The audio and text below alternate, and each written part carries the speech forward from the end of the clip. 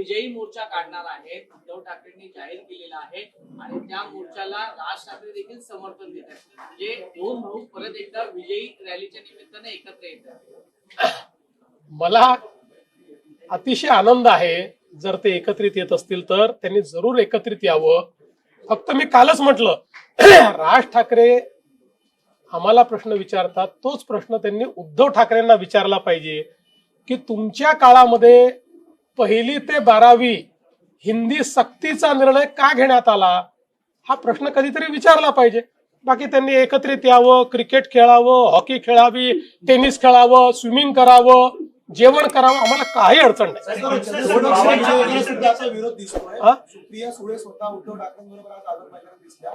ज्या कमिटीमध्ये स्वतः शरद पवार गटाचे बडे नेते होते त्याच कमिटीच्या अहवालानंतर काय केलं त्यांनी?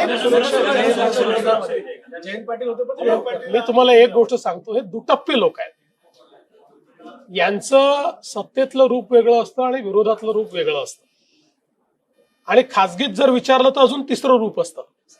त्यामुळे ते काय म्हणतायत हे काय म्हणतात आम्हाला याच्याशी घेणं. आम्ही उत्तरदायी आहोत महाराष्ट्राला, महाराष्ट्राच्या जनतेला आणि भारताच्या संविधानाला. आणि भारताच्या संविधानाचा अवमान कोणी करणार असेल तर त्याच्यावर कारवाई करण्याकरता कायदा तयार होईलच. हा कायदा केवळ त्यांच्या विरोधात आहे जे भारताचं संविधान मानत नाहीत, जे या भारतामध्ये अराजकता आणत आहेत. त्या अराजकतावादी शक्तींच्या विरोधात कायदा आहे. अराजकतेला जर त्यांचा पाठिंबा असेल तर त्यांनी ते स्पष्ट करावं.